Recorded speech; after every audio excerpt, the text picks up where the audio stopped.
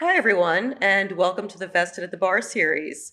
I'm Karen Inrod, the head of agency marketing here at Vested, and I'm here with Mike Marinello, global head of communications and content for Aon. Hi, Mike. Thanks so much for being with Thanks for us. having me. So, recently, Aon repositioned itself as a global professional services company instead of a traditional insurance broker. hmm And you rebranded yourself as Aon is in the business of better decisions. hmm And with that, you got a lot of earned media, and even the content you created got earned media as well. hmm Can you tell me about some of the high points and some of the signature moments there? It's an interesting journey we're on because we didn't want it to be this traditional, the company, rebranded itself or put it, just trying to, put a new, spin on something that was just old and tired. So the company is really evolving and moving in a different direction, in a new direction, in an evolutionary direction. So we wanted what we were doing to represent that. So this is a long-term campaign. It's not like we did it and now we're over. It's a journey we're on for the next maybe 3 years even. And Hmm. so that was really important to us on sort of the coverage we got and the content we created and promoted because we wanted it to be more than simply a rebrand. Yeah. So, for example, we didn't put out a press release, Okay. right? Because I had told my team, both my Aon team and my Vested team, that I didn't want to see one piece of coverage that said Aon rebrands and change the font, right? Right. Because then you lose what it's about. It's really about the company, the trajectory, and where they're trying to go. Okay. So we thought about all of those things, and that's why the earned media was so important because the earned media was helping us tell the story that we are trying to tell through our own content, right? So it I see. wasn't Aon rebrands and oh look at how different they are from a visual standpoint. It's here Aon is Aon in the business of better decisions now. It's going through this brand evolution, and here's why and here's Yeah. how. And it was super important because the impact made a difference with just sort of how it was received both internally and externally because it didn't feel like oh they just changed their font or it Hmm. didn't feel like lipstick on a pig. I hate that analogy, but we Right. weren't Right. trying to. It was really part of the evolution, and so ironically, we did a lot of research too, by the way, about and looked at best cases and worst cases of companies who'd gone through rebrands and the types of coverage we did want, the types of coverage we didn't want, That's and so we interesting. were able actually to say, well, this is what we don't want, so let's avoid that. This is what we do want. Let's do this. So we also used a little. We used a lot of research to sort of give us the best examples of what we wanted to do and achieve, Okay. and actually ironically, and I won't name names, but there have been rebrands in the industry since ours, and Okay. we have seen coverage about change their font. It's a different color. Look at the logo, Right. and we point to that and say, "See, we didn't get any of that." Right. So that felt like a win. Oh, that's great. And Aon also has a lot of other differentiating factors from other insurance companies. For example, you have a chief medical officer, Mm-hmm. and you did a weather and climate report. Can you Sure. tell me a little bit about Yeah, those? so Aon has really been looked at through the lens of the insurance brokerage or the traditional broker Right. and insurance and part of the insurance industry, and that's fair because that's where Aon came from Right. originally.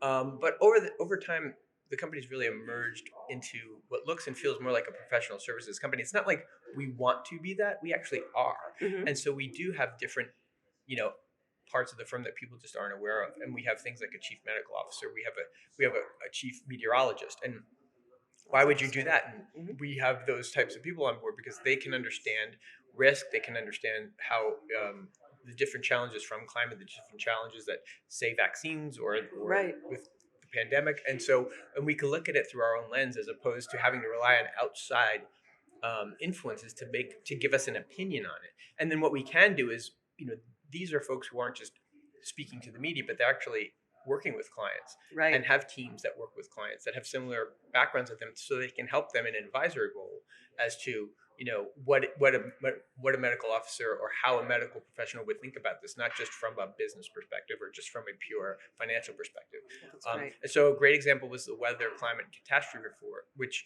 we we do on a regular basis, but it's bringing all those elements together. So it's what parts of our industry are being impacted. How is sort of climate change and severe weather a factor going forward, and how should you, as a company or a firm, look at that when you're assessing your own risk or your Right. own opportunities.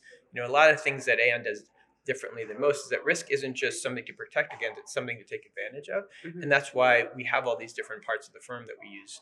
One of the first things I thought of was, why would we have a chief medical officer? And then when you Right. think about what we do and what they do as a result and how they interact with clients and how they inform what we do from a business, it makes perfect sense. Mhm. And that's how I think we start to think of ourselves and hope to and want to be viewed as more than just, and there's nothing wrong with what brokers do. And it's not a bad thing. It's just that we bring so much more to the table and we want to make Right. sure that people understand and can acknowledge that. Yeah.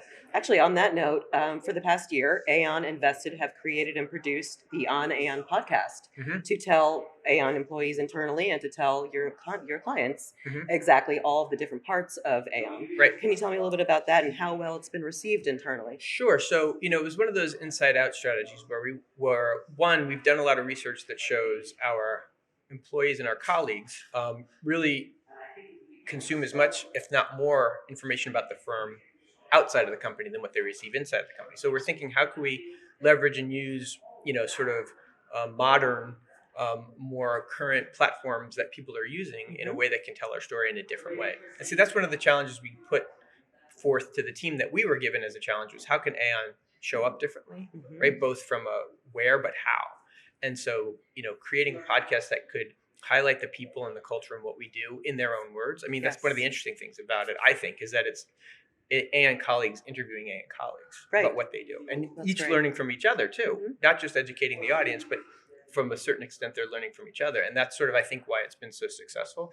And again, it's great because we can celebrate our roots, like our brokering history and how that's a big part of our business today, but we can also introduce things like our chief medical officer Right. and our climate work, or what we're doing from a brand perspective in a way that's just unique and different, or cultural. So it's been great. Actually, we just did one with that was off topic in the sense that we had two leaders who really were interested in what inflation, how the impact inflation was having on just the global economic situation. Oh, And that's interesting. that was the conversation. It had nothing to do with Aon, which I think Right. was really unique. It was two Aon folks, but they didn't talk about Aon itself. They just Huh. talked about how what's the impact of inflation on the roles that they are playing, but not about Aon itself. So again, we're using it, and it's giving us a different way to talk about different things. That's great. That's great.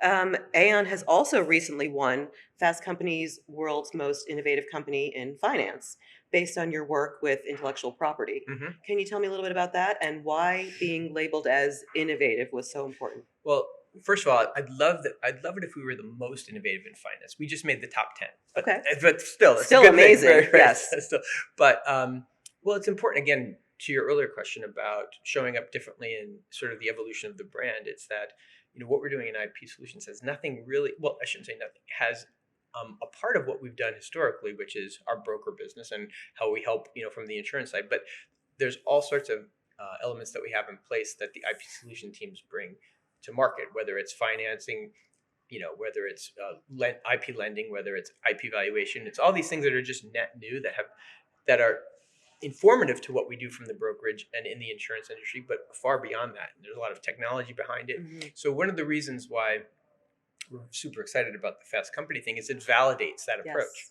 Right? They looked at what we were doing and they said, yes, like not only do you think you're innovative and net new, but it is. Absolutely. And so for us, it was just a real validation of the trajectory we're on, right? Very early on. Like this was actually a goal I had for the team to get in 3 years. Uh-huh. And we got it in year 1. Wow. And I think that was just super, reinforcing in the sense of we're on the right path and Yeah. that we're not kidding ourselves. Like we are really, we really are doing innovative stuff, and now we just have to do more of it. Yep. Okay, great. So on a slightly different note, tell me about what is the ideal client agency relationship and what does that look like? Oh, Especially- it's messy. It's no, exactly. No. I think one of the things that is important about a client agency relationship is, and I was actually talking to Bina about this the other Mhm. day. It's about an agency that takes the time to learn the firm both culturally and business wise makes themselves much more invaluable because they Right. truly become a part of the team. Yes. And I can say this having been on both sides of it. I worked in the agency, ran my own small consultancy, and that was the thing that made a difference with your ability not just to serve your client, but stick and grow with your client. Yes. And so I always invest in agencies, my time and energy, because they are part of the team.